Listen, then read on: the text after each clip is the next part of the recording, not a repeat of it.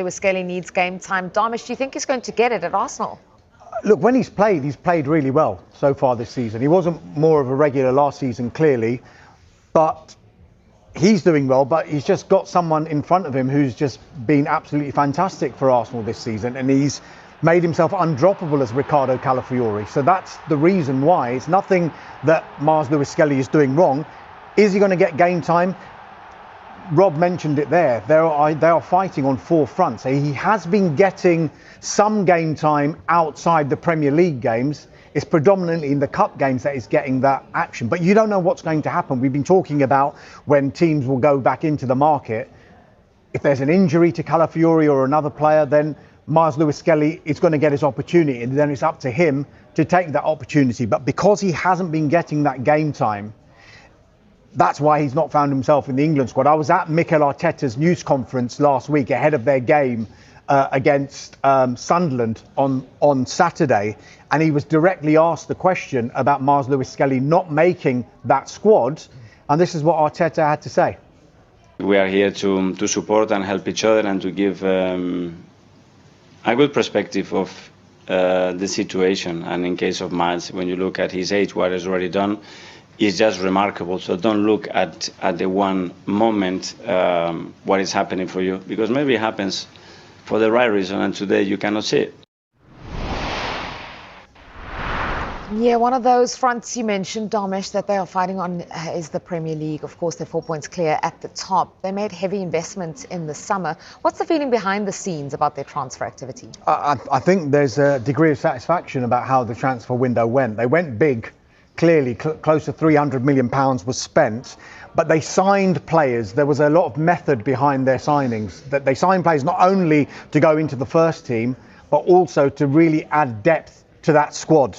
Because if you look at the profile of players, of some of the players that they've signed, they can play in multiple positions. If you look at the likes of Gyökeres, clearly was a big priority to play as a striker, but the likes of Christian Mosquera and Piero Hincapié, they can play in central defence, but also at fullback. So if there's injuries in either of those positions, they can come in and fill in. Eberechi Eze, Noni Madueke, they can play in multiple positions across the front as well. Christian Norgard adding experience from Brentford. He hasn't had the game time he probably would have wanted at Arsenal, but whenever he's come in, Mikel Arteta's been full of praise for the player. It's meant that compared to last season, and Alan will have seen what happened last season. Whenever they had injuries last season, it felt like doomsday scenario for Arsenal. It doesn't feel that way this time around, and that's why they've gone 4 points clear despite having a whole host of injuries, and it's kind of meant that January is likely to be a really quiet window for them. Quite interesting when you look at the rogues gallery of Arsenal signings, because it feels like, as Darmish said, there was very targeted business done, and they got all of their key targets in all of their key positions, and now they have this bulging squad filled with quality, strength in depth, which is the most perfect scenario for a manager, because you never have that fear of, well, if we lose a player, we're okay. When you look at these players, who are the ones for you, Alan, that are perhaps standing out or look like being at this stage really good business? Well, you have to go to the number 9, because that was the position that Arsenal really needed. They needed a goal scorer to get that scrappy goal from a set play or produce a moment that would just get them a 1-0 lead or get them back in the game. And they've missed that for so many times, particularly last year when they was trying to chase the title down. He's massive for me, for them. The other player that I think is probably going to be more influential is Eze. And the reason I say that is because I think Eze can play a number of roles in the team. And in particular give you quality where they really kind of, when Olmegard wasn't fit last year, he can come in now, Eze, and take that exact same level of performance in his own style, because he's a different type of player. He can play off the left, he can play off the right. So those two players in particular. I want to just come back to Miles Lewis Skelly, because this is important. This is an important thing. Firstly, he's a young player, and the England manager wants him at the World Cup. I'm pretty sure of that, because left back's not a greatest position. So he wants him to play, right? But Arteta, he just wants to win the league or win the Champions League. He ain't letting him go anywhere. So that's a difficult conversation. That young boy be knocking on the door with his agent. Can I see your gaffer? You know, I've got to play. Okay, don't worry, we've got Champions League games, I'll give you a game. That's what he's going to have to, that is going to be season. Yeah. And with my England hat on, I hope he gets enough games to get in the squad because he's a terrific young player. Yeah, back up in nearly every position. They've got about 2 world-class players in every position. No, they've bought really well, haven't they? Really well. So the question is, with your managerial hat on, Premier League managerial hat on, how do you keep everybody happy in that squad then? Well, it's always easier to keep it happy when you're winning. It's us Premier League managers, when we don't win, we have a very difficult dressing room at times, and that's what you have to negotiate with the squad to a degree of, you know, how you're going to play, give me a chance, Gaffer, etc., etc. When you're at Arsenal, you know, it is difficult when they win for the rest of the squad to keep banging on the door saying, come on, Gaffer, give me a game because we have won. There's nothing to answer. What I would say is that you have to be very, very subtle around the group. You have to definitely give people opportunities. You definitely need to make changes when you're winning. You need to make changes in Champions League games, in Premier League games, to give game time, to justify all the transfers that they've done. Yeah, Thomas, that's important. I think you've kind of said there won't be much movement in January. Are there any other circumstances under which you expect them to bring someone in? I mean, Arsenal, it's not a window Arsenal usually go big in. And a lot of the big clubs don't usually go big in that window either. The last time they signed players in January was back in 2023. Leandro Trossard, Jakob Kivior and Jorginho, and 2 out of the 3 definitely were proved to be very successful signings. So we're not expecting them to do business. Back in January, they did try to bring in a striker. There was this clamour, wasn't there? Yeah. Arsenal have to buy a striker. They tried to get Ollie Watkins. Aston Villa, we think, wanted 60 million. Arsenal weren't willing to go over 40 million pounds for him. And so, despite the fans saying, why don't we just spend the money because we need a striker? Arsenal took a step back and said, we have to think about the impact this is going to have, not only now, but on our summer plans as well. So if they have a long-term strategy, Arsenal, which usually is directed towards a summer transfer window, then they can't just say, right, let's just go and spend this 60 million pounds in January, because it will have impacted them in the summer. And if you ask Arsenal fans back in January, yes, we do need a striker, and now fast forward to now and ask them, do you think Arsenal did the right thing by keeping their powder dry? I think more often than not, you will hear Arsenal fans saying, actually, we had a great summer transfer window. Would that have been completely possible had we gone out and spent big money in the January window? So I think with that in mind, it's very unlikely Arsenal will go big in this January's transfer window. And you've also got to remember, they're 4 points clear at the top of the table. They've got 6 injuries at the moment to big players. Their captain, Martin Odegaard, is injured. Kai Havertz is injured. Gabriel Jesus, Noni Madueke, Viktor Gyökeres, who Alan's just spoken about, and Gabriel Martinelli. They are all going to start coming back after the international break.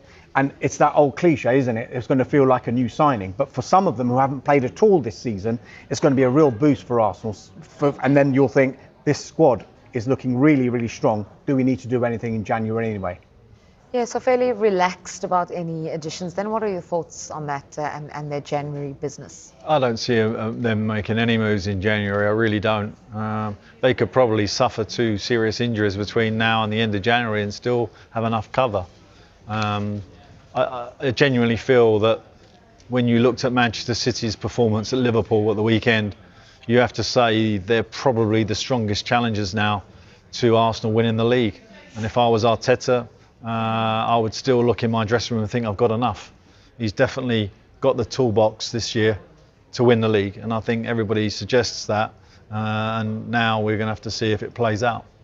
Yeah, look at some of the summer signings there. It was one of the most expensive and exciting windows of all time, but we're 11 Premier League games in. Mark, who, if anyone, has truly lived up to their expectations? Because they're pretty big expectations with the kind of money involved. Well, like we say, £3 billion spent, and every single football fan is crying out for their club. Sign some players, spend some money, bring in some new faces. We're desperate to see it. And clubs sometimes are reluctant to go into the window, go into Europe to sign players that don't fit the bill. Because if you get it wrong, it can be an expensive mistake.